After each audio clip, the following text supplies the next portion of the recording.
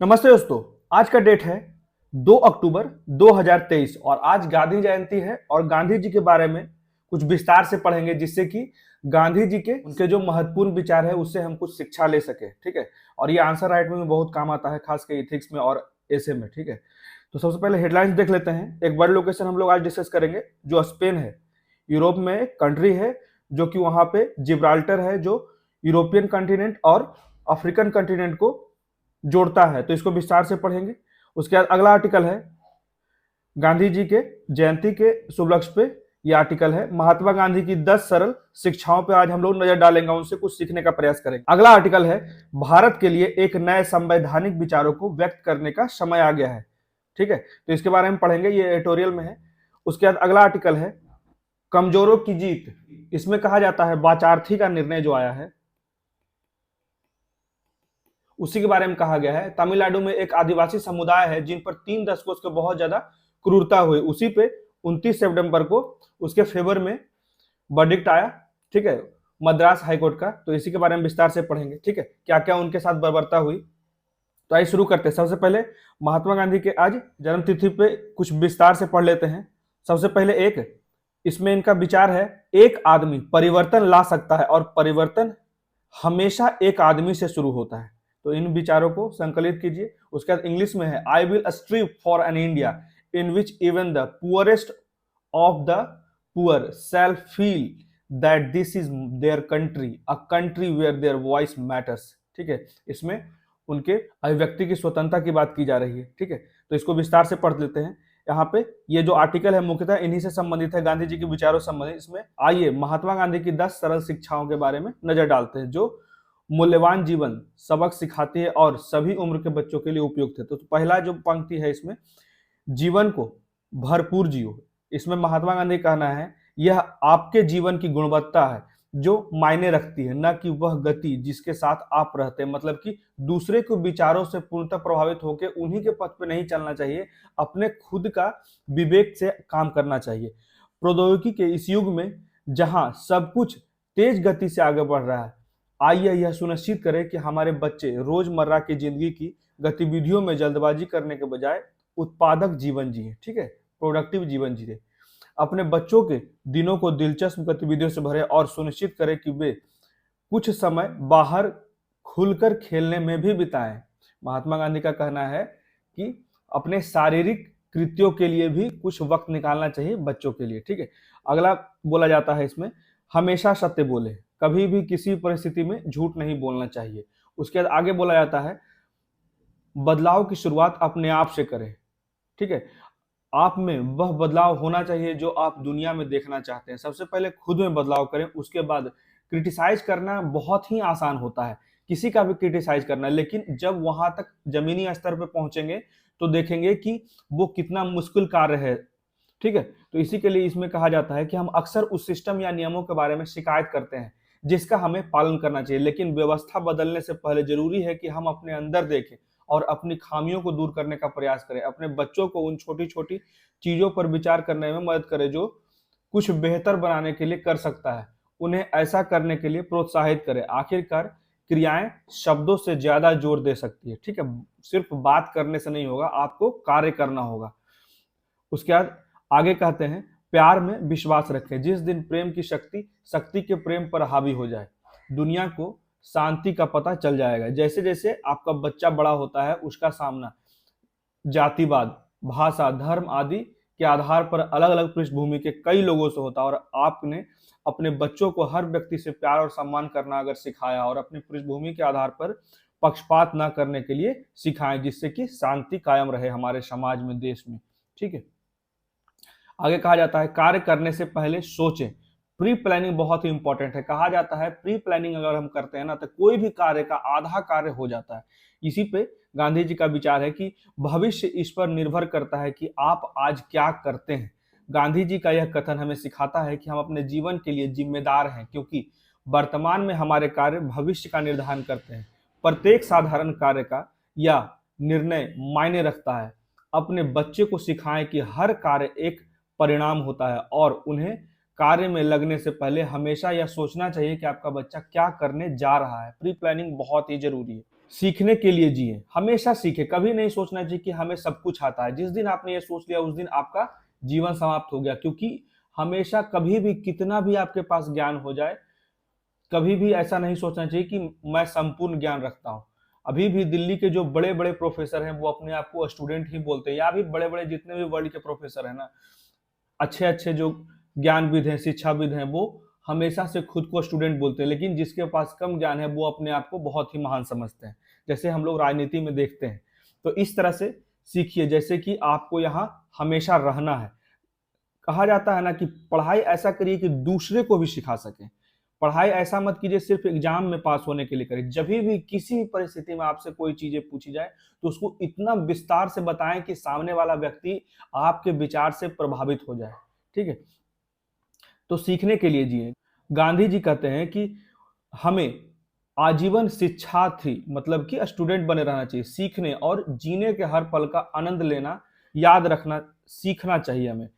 जीवन का प्रत्येक अनुभव हमें कुछ नया सिखाता है, और आपके बच्चे को कक्षा के अंदर और बाहर दोनों जगह सीखने के लिए हमेशा तैयार रहना चाहिए। माता पिता के रूप में आप यह सुनिश्चित कर सकते हैं कि आप बच्चा जो आपका बच्चा है वो कुछ नया सीखने के लिए आने वाले हर अवसर का किस तरह से उपयोग करे। आगे कहा जाता है सकारात्मक रहे, हमेशा पॉजिटिव रहे। मनुष्य अपने विचार की उपज मात्र है, वह जो सोचता है वह बनता है। जीवन के प्रति सकारात्मक दृष्टिकोण लक्ष्य को प्राप्त करने की कुंजी है। ठीक है, तो यही बातें यहाँ पे कही जा रही है। उसके बाद क्षमा करना सीखें, आंख के बदले आंख पूरी दुनिया को अंधा बना देगा। ठीक है, यहाँ पे क्षमा करना के बात किया जा रहा है, क्षमा करने की बात की जा रही है। जब किसी के साथ अन्याय होता है तो प्रतिशोध लेने की इच्छा स्वाभाविक होती है, लेकिन अपने बच्चों को यह देखने में मदद करें कि लेकिन अपने बच्चों को यह दिखाने में मदद करें कि बदला लेना या प्रतिशोध से गलती सही नहीं हो जाती है।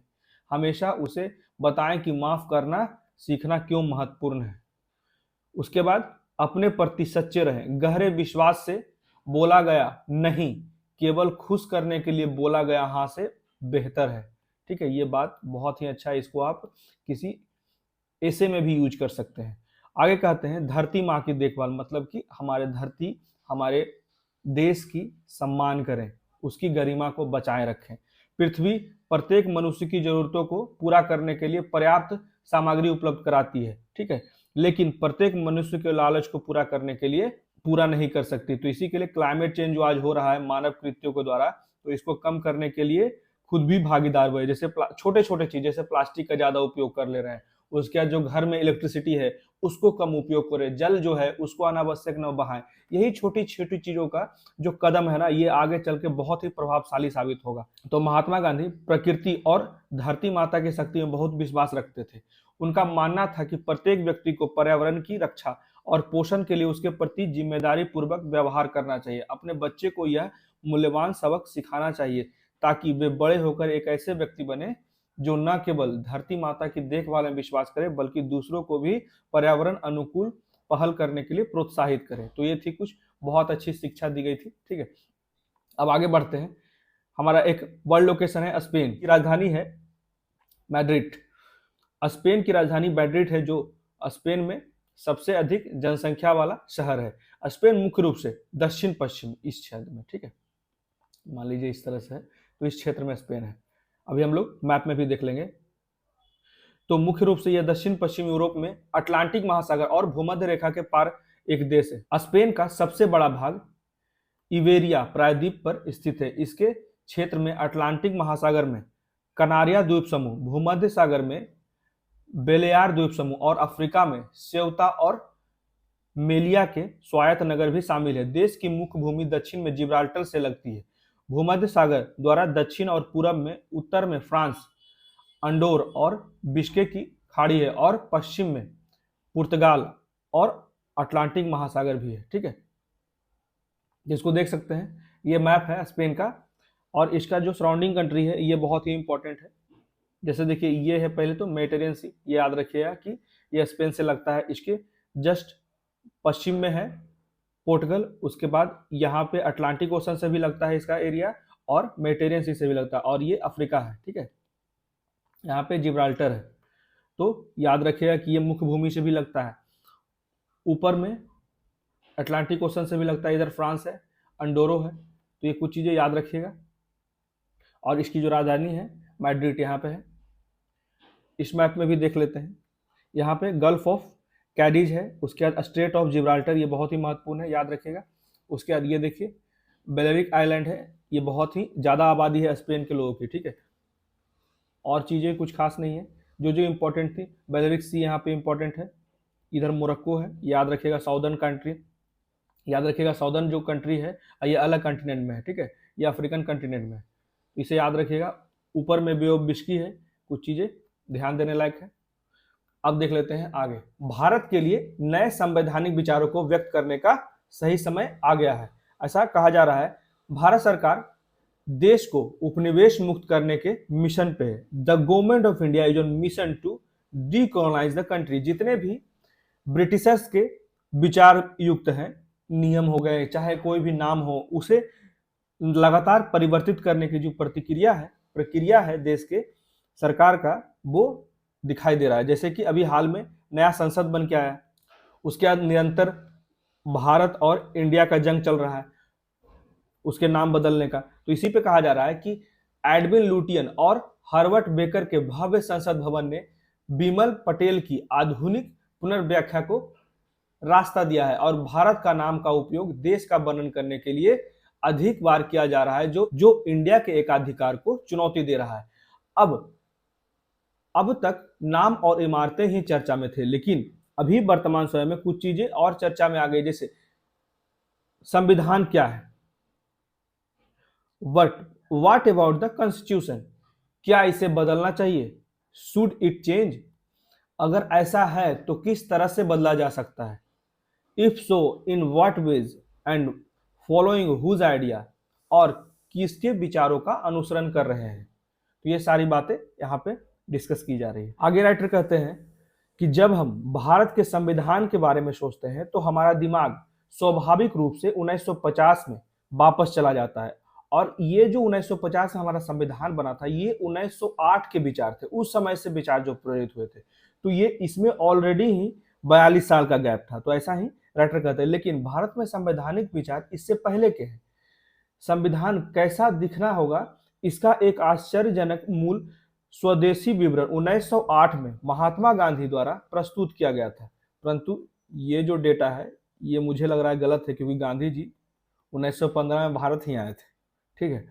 तो इसे एक बार देख लीजिएगा। उसके बाद गांधी जी अपने विचार पर दृढ़ थे कि संविधान को उपनिवेश से मुक्त किए बिना हम स्वतंत्र हो सकते हैं, लेकिन स्वराज नहीं मिलेगा।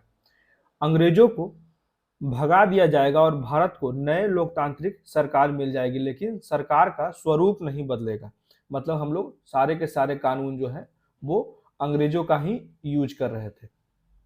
यह अंग्रेजों के बिना अंग्रेजी शासन होगा, हिंदुस्तान नहीं बल्कि इंग्लैंड होगा। लेकिन भारत का संविधान कैसा होगा, उसके लिए एक स्वराज संविधान आदर्श रूप से प्राचीन ग्राम गणराज्यों पर आधारित होना चाहिए, न कि दिल्ली में एक, मतलब कि गांधी जी का ऐसा कहना था, वो हमेशा से ही पंचायत की बात कर रहे थे, जो सत्ता है उसका विकेंद्रीकरण की बात करते थे, ठीक है। तो इसी पे कहा जाता है, न कि दिल्ली का एक केंद्रीय सरकार हो। अर्थव्यवस्था आम भारतीयों द्वारा आत्मनिर्भर होने के लिए पर्याप्त उत्पादन करने और शेष को स्थानीय बाजारों में व्यापार करने पर आधारित होगी। भारत इसलिए एकजुट नहीं होगा क्योंकि एक संविधान ने अधिकारों का वादा दिया है, बल्कि इसलिए क्योंकि भारतीयों को स्वयं लोगों से एक राष्ट्र का निर्माण करना अपना कर्तव्य माना है। भारतीयों ने इसके लिए एकजुट हो रहे हैं, इसलिए इंटीग्रेटेड इतना बड़ा देश बन रहा है, विविध देश बन रहा है, ठीक है। इसी में कहा जाता है कि उनके प्रबल अनुयायी जो थे श्रीमन नारायण अग्रवाल को हिंद स्वराज को क्रियान्वित करने के लिए एक ऐसे संविधान का मसौदा तैयार करने का काम सौंपा गया। लेकिन अग्रवाल का स्वतंत्र भारत के लिए गांधीवादी संविधान का मसौदा, जो पहली बार 1946 में प्रकाशित हुआ था, एक कानूनी पाठ कम, और यहाँ पे कहा जाता है एक कानूनी पाठ मतलब कि लॉ कम, और एक नैतिक संहिता अधिक था। इसमें व्यक्तित्व, स्वतंत्रता, समानता के अधिकार, राज्य के प्रति वफादार रहने के कर्तव्य पर निर्भर करता था, ठीक है। इसमें इसलिए कहा जाता है ये लॉ कम, ये कानूनी पाठ कम, ये नैतिक संहिता ज्यादा था। तो कानूनी प्रावधानों के रूप में ये बेतुके थे। एक नागरिक को वफादारी कैसे प्रदर्शित करनी होगी, इसी पे राइटर कहते हैं कि यदि वे सफल होते हैं तो क्या उन्हें मार दिया जाता, क्योंकि व्यक्तित्व का अधिकार इस पर निर्भर था। और जब ठीक से विचार किया गया तो गांधीवादी संविधान जो था वो अनकहे उत्पीड़न का एक नुस्खा था, ऐसा राइटर कह रहे हैं। उस समय के समय का 1946 में जब इस पे विचार हुआ था, तो Gandhian constitution was a receipt for untold operation. ठीक है, यही कारण है कि गांधी जी के व्यवहारिक रूप से खुद को उस संविधान से दूर कर लिया जिस पर उसका नाम लिखा था। उस समय एक बड़े राज्य पर आधारित एक प्रगतिशील युद्धोपरांत युद्ध हुआ, इतना बड़ा संघर्ष हुआ, तभी हमें आजादी मिले।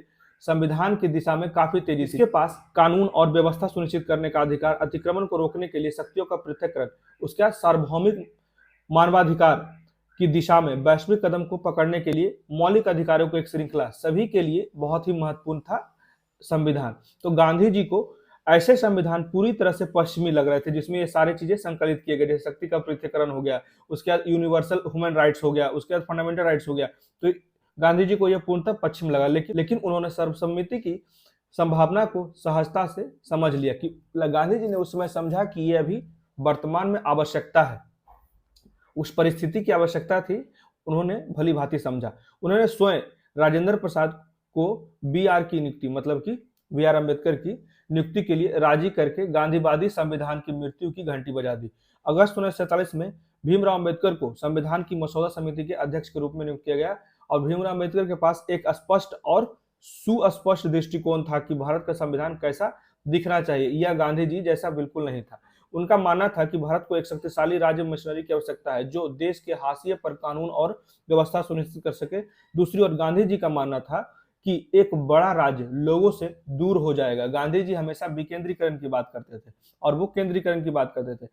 भीमराव अम्बेडकर के अनुसार राज्य आम भलाई के लिए अर्थव्यवस्था का प्रबंधन और उद्योगों को नियंत्रण करने के लिए कर्तव्यबद्ध होगा, लेकिन गांधी जी के लिए कृषि और कुटीर उद्योग पर आधारित आत्मनिर्भर गांव की आगे बढ़ने का रास्ता तैयार करने पे थी। उसके बाद भीमराव अम्बेडकर के दृष्टिकोण में प्रत्येक व्यक्ति के लिए जीवन, स्वतंत्रता और समानता के मौलिक अधिकारों के माध्यम से सदियों से चले आ रहे सामंतवाद, संप्रदायवाद और जातिवाद को उखाड़ फेंकने का मुख्य लक्ष्य था। और गांधी जी इसी में अलग ढंग से सोचते थे, क्योंकि संविधान जैसे नीतिगत दस्तावेज द्वारा इतिहास को खत्म नहीं किया जा सकता, इसके लिए व्यक्तियों को खुद को बदलने की आवश्यकता है। तो दोनों के अपने अपने विचार थे, ठीक है, इस पे ज्यादा डिस्कस नहीं करेंगे, जातिगत मामलों पे, धार्मिक मामलों पे, ठीक है। उसके बाद आगे कहा जाता है, एक संवैधानिक क्षण, आज हम बहुत कुछ वैसी ही है जैसा 1908 में था जब गांधी जी ने हिंद स्वराज लिखा था। तो एक परिवर्तनशील राष्ट्र 1950 की तुलना में जब भारत नई नई आजादी से ओतप्रोत राष्ट्र था। यही कारण है कि यह एक नए संविधान का मसौदा तैयार करने का नहीं, बल्कि यह स्पष्ट करने का एक अच्छा समय है कि भारत को किन नए संवैधानिक विचारों की आवश्यकता है। इन विचारों को सिर्फ बी आर अम्बेडकर द्वारा तैयार मौजूदा संविधान पर आधारित नहीं होना चाहिए, ठीक है। यही कहा जा रहा है कि सिर्फ डॉक्टर बी आर अम्बेडकर द्वारा तैयार संविधान जो है वो अंतिम सत्य नहीं है। अम्बेडकर और संविधान सभा के अन्य सदस्यों ने गांधीवादी विचारों को भी अति उग्र मानकर नजरअंदाज कर दिया।